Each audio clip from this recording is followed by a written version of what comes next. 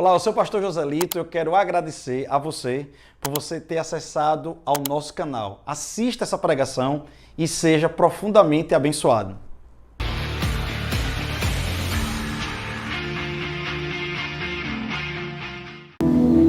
Em Lucas 24, versículo 13,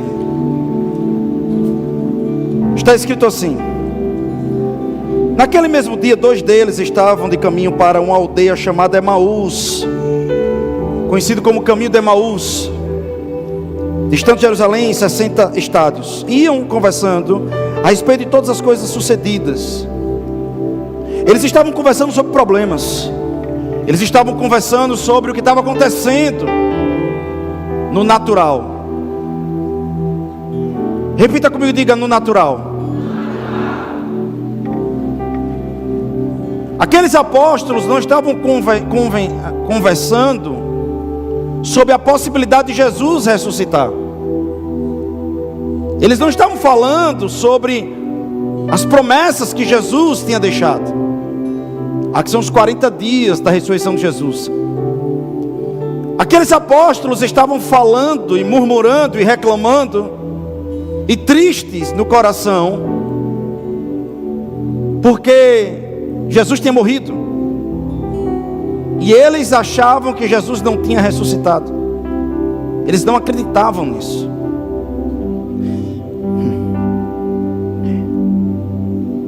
Aconteceu que enquanto conversavam e discutiam, o próprio Jesus se aproximou e ia com eles, fisicamente ressurreto. Os seus olhos, porém, estavam como que impedidos de o reconhecer. Havia uma unção ali, havia um poder naquele lugar, mas eles estavam tão no natural que não conseguia perceber quem estava com ele. Às vezes a gente está tão preso a notícias da terra que não percebe que a resposta já está conosco. Então lhes perguntou Jesus: que é isso que vos preocupa? Então, estou dentro do contexto, de fato não era uma conversa de fé, era uma conversa de preocupação. E que ides tratando à medida que caminhais. Jesus era uma figura. Jesus era uma figura. Jesus sabia o que os caras estavam falando. Jesus chega do lado e diz: e aí, vocês estão falando sobre o quê? Ele sabia do que estava sendo falado.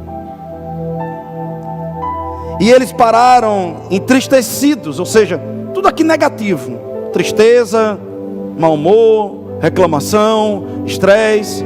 E Jesus chega. Um, porém, chamado Cleopas, respondeu dizendo: és o único, porventura, que tendo estado em Jerusalém, ignoras as ocorrências desses últimos dias? Gente, presta atenção nisso. Esse homem estava falando com Jesus e dizendo assim: você é um alienado, você é um desinformado, não sabe o que aconteceu nos últimos dias. Eu não tenho Bíblia para dizer isso para vocês, mas se eu estivesse no lugar de Jesus, eu diria: não, porque eu estava ressuscitando. Não, porque eu estava no céu. Não, porque eu estava resolvendo os problemas. Eu estava no sobrenatural. Eu não estava no natural. Não estava nem aí para o que estava acontecendo e falando de mim. Eu não estava nem aí para o que estavam se preocupando comigo. Eu estava ligado em outra coisa. Oh, aleluia.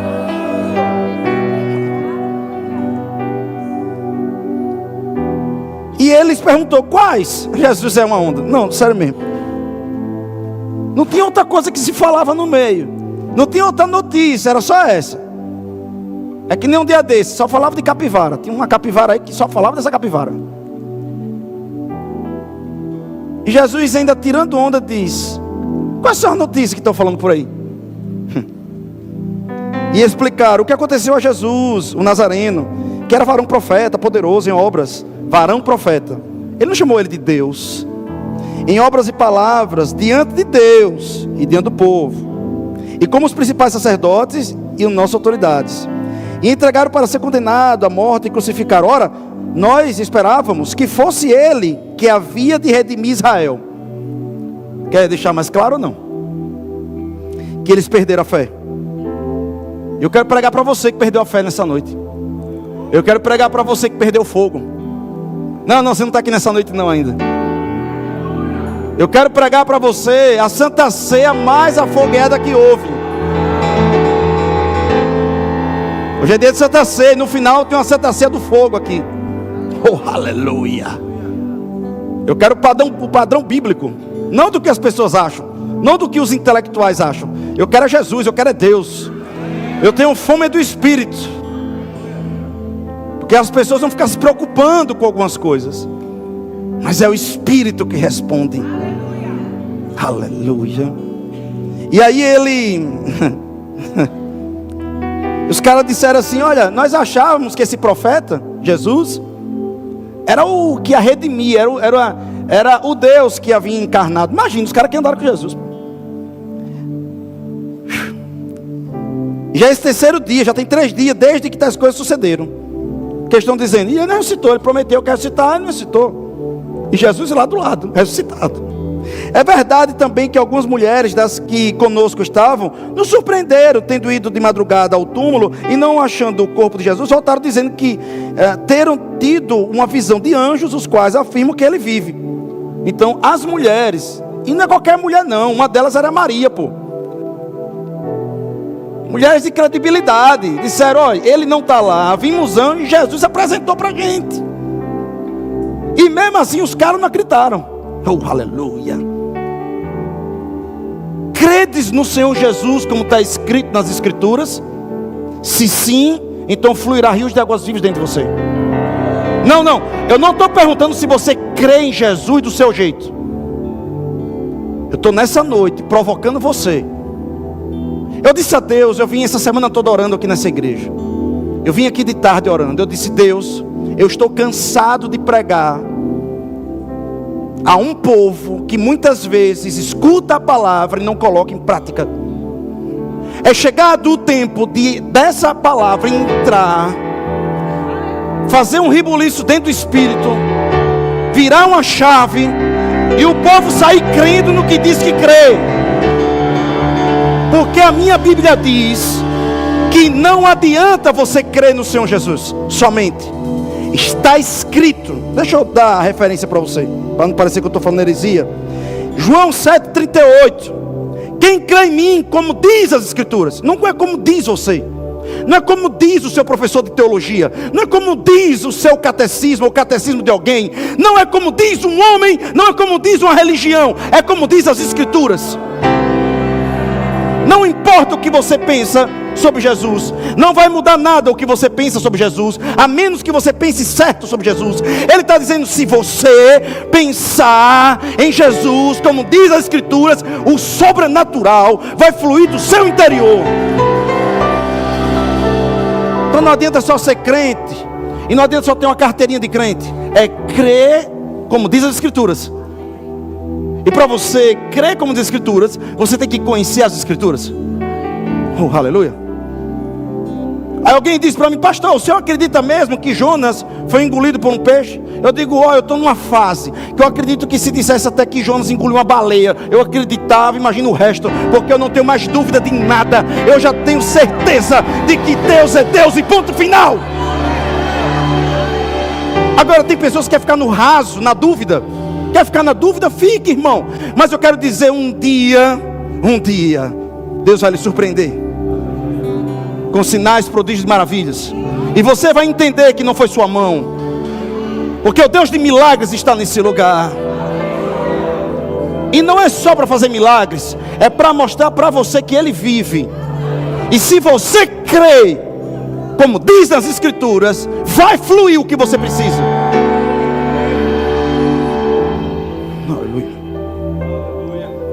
Ok, vamos lá. Quando se aproximaram da aldeia para onde iam, fez ele menção de passar adiante, mas eles o constrangeram, dizendo: fica conosco, porque é tarde e o dia já declina. E entrou para ficar com eles. E aconteceu que, quando estavam à mesa, tomando ele o pão, abençoou, e tendo partido, lhe deu uma santa ceia. Foi uma ceia. Uau! Jesus celebrou uma ceia ressuscitado. E ele cumpriu o que ele disse. No dia de Páscoa, ele disse: eu ansiei tomar essa Páscoa com vocês, porque eu estou indo, mas logo eu estou vindo para celebrar outra ceia. E ele veio e celebrou outra ceia. Oh, aleluia! Aleluia! E tendo partido deu, então ele diz: abrir os olhos. Agora abrir os olhos e o reconheceram. Tem gente que está com os olhos cegos enxergando. Eu não sei se você consegue entender isso, porque você só está enxergando problema. Você só enxerga dificuldades. Você só enxerga que não dá ou que não vai ter. Você não está conseguindo enxergar o tamanho do seu Deus. Porque no dia que você crê nas Escrituras de verdade, parar de dar uma de crente e ser crente de verdade, no dia que você parar de dar uma de cristão e ser cristão à vera, eu quero dizer para você, vai acontecer. Mas eu tenho uma notícia para lhe dar: você não consegue isso sem a ajuda do Espírito. Por isso é um dia de socorro. Essa noite é uma noite de socorro. É uma noite que o Espírito, ele está aqui disponível para lhe encher, para você crer e para você ter condições de crer. Porque nós não poderíamos crer, entenda o que eu estou dizendo para você, nós não poderíamos crer conforme as Sagradas Escrituras. A gente só consegue crer por causa da graça e da unção do Espírito Santo. Mas quando você se abre: Senhor, eu preciso, eu não saio daqui sem sua ajuda, eu me humilho na sua presença, eu preciso do Senhor para crer para isso, para crer para aquilo. O Espírito de Deus lhe enche, e Ele lhe toma, e Ele lhe dá uma experiência, e essa experiência começa a tocar na sua vida em todas as áreas.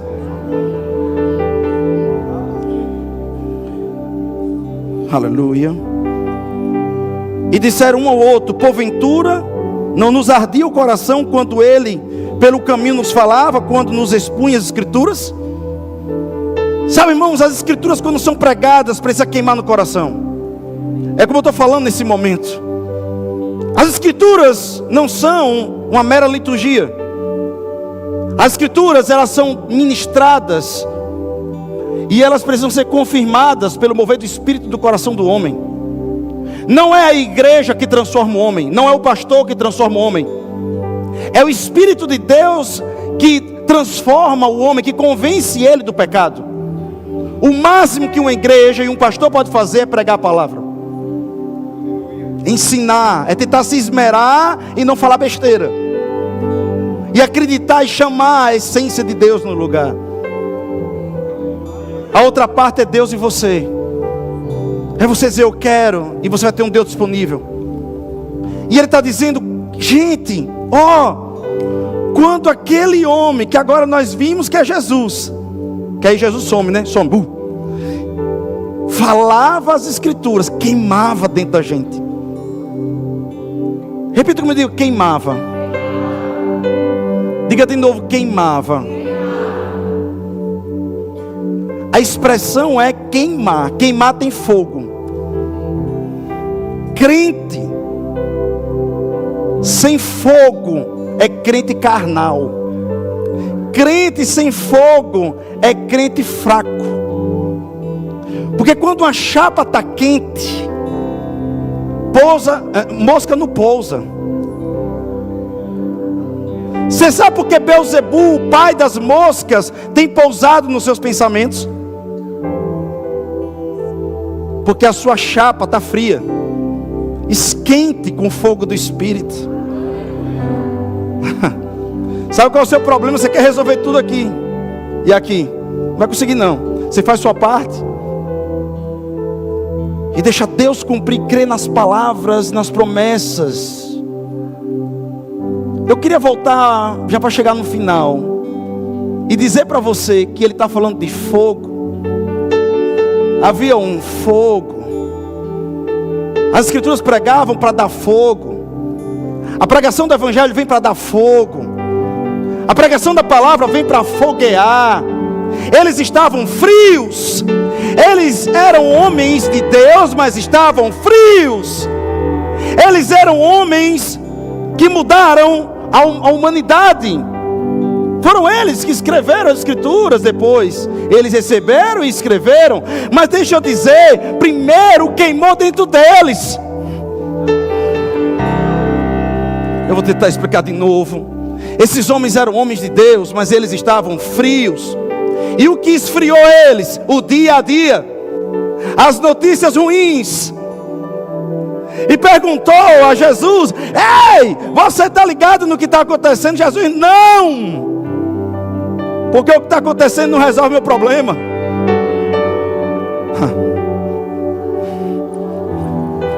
Mas quando você tira os olhos do problema e crê no Senhor Jesus, como diz nas Sagradas Escrituras, fluirá do seu interior os rios de águas vivas.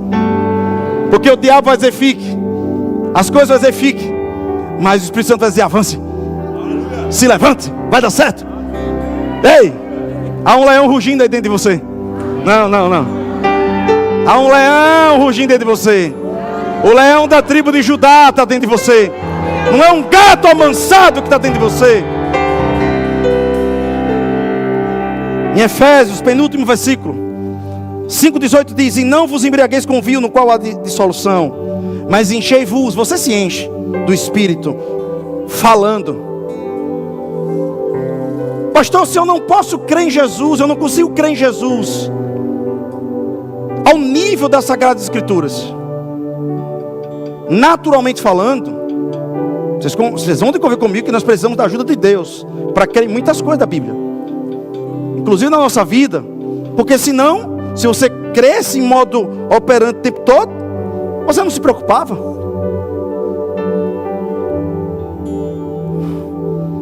Ele disse: você pode se encher do Espírito. Ele está falando com o povo de Deus. Ele está dizendo: vocês estão procurando resposta no vinho para acalmar os seus nervos. Vocês estão procurando respostas aonde não tem, nos frenesis da vida. Vai acalmar sua carne, mas não vai resolver seu problema. Mas se vocês se encherem do Espírito. E como é que eu me encho, Senhor? Há um toque mágico? Não. Como eu me encho, Senhor, do Espírito? É assim, piripipim? Não. Você vai se encher do Espírito falando. Falando o quê? No Espírito. Coisas do Espírito. Aleluia, Pai, me ajude. E quando você começa a falar, Deus começa a lhe encher. Mas pode ser que pessoas, em um momento como esse, que está a unção pronta, está tudo pronto, o exército está pronto aqui, porque antes da guerra Deus trazia o louvor. Não, você não entendeu ainda não. Está na Bíblia que antes de Israel guerrear, botava o louvor na frente. Os guerreiros estão prontos. Deus está pronto. Os anjos estão prontos. Mas Deus, Ele não invade você. Deus, Ele é educado. Aí você pode dizer assim: ah, pastor, o senhor está querendo entrar na minha mente? Isso é técnicas, não sei o que, não sei o que. Amém. Agora, e se eu estivesse sendo usado por Deus?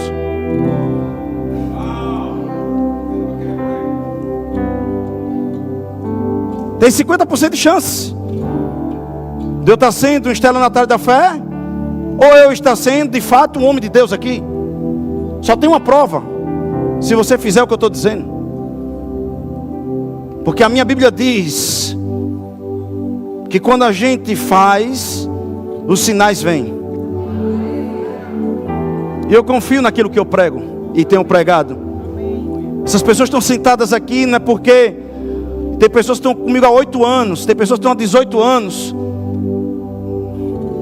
Nós pregamos um evangelho que nós cremos. Mas eu quero lhe trazer uma notícia hoje, por favor, hoje. Há algo especial hoje. Eu passei a semana toda jejuando para hoje, crendo em algo que Deus mandaria hoje. Hoje é o dia, hoje é a hora, tem algo aqui. Há uma presença nesse lugar agora. Há um cavalo selado passando. Ou você monta, ou você não monta.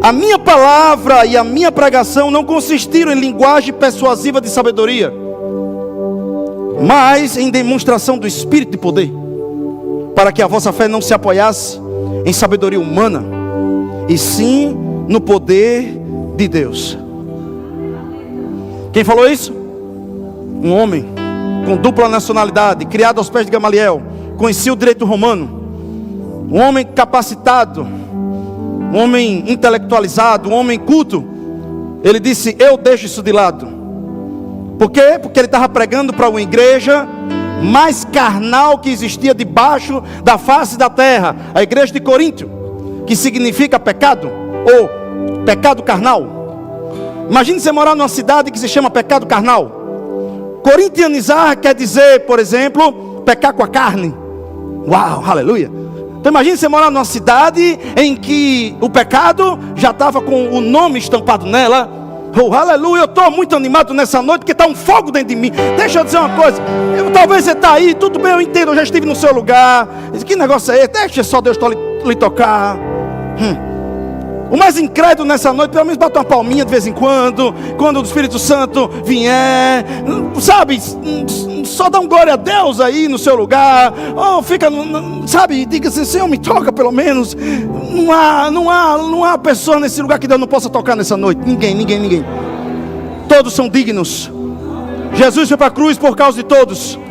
O maior pecador nessa noite, Deus foi e te ama para aquela cruz por causa de você. Deus, Ele te ama, Deus, Ele te ama. Deus quer uma nova vida para você. Jesus, os apóstolos, Paulo tinha muito trabalho com aquela igreja, a igreja carnal de Torá. Só para vocês entenderem, um filho tinha relação sexual com a mulher do pai, e todos trabalhavam na igreja. Uau! E todos toleravam aquilo na igreja. E Paulo disse: para essa igreja não há intelectualidade. Não, você não está aqui não. Pastor Marcelo, Paulo disse: olha, para essa igreja tão carnal, tão cheia de carne, eu não posso chegar com conhecimento humano. Ele poderia dar uma pregação extraordinária. Aleluia. Esse homem chegou no Areópago. Ele não foi conversar com carnal, com Portela, filósofos do dia a dia de hoje, não. Ele foi falar no Areópago com os atenienses, as classes mais poderosas da filosofia. E aqueles homens saíram devotos de Paulo.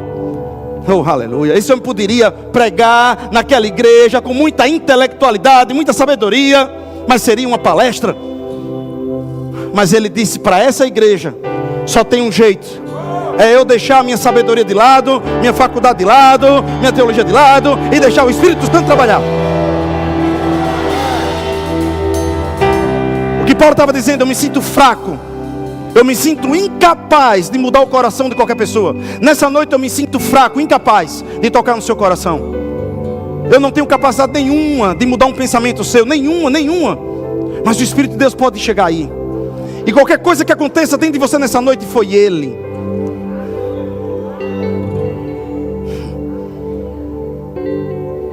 Gente, os dias estão se acabando. É verdade. E todos nós estamos voltando para casa. Um dia, desculpa a expressão, na tora, você vai ter que crer no sobrenatural. É melhor começar a crer a partir de agora. Eu vou fazer pela última vez. Quem quer queimar nessa noite? E você não queima por um motivador de palestra aqui na frente. Você queima falando. Falando o que, pastor? Não sei. Abra o seu coração para o Espírito. Se com línguas, se com salmos. Se com adoração. Eu não sei, só não deixa sua boca calada. E deixe cada vez mais que você abrir sua boca, o Espírito Santo entrar em você. O Espírito Santo já está em mim, pastor, tá? Mas ele vai vir por sobre. Outro dia explica sobre isso. Só tem essa experiência. Sai de um lugar hoje tendo experiência com Deus. Você veio para cá não para ficar sentado. Você não veio para cá para ver um bom culto. Não, você veio para cá para ter uma experiência com seu Pai.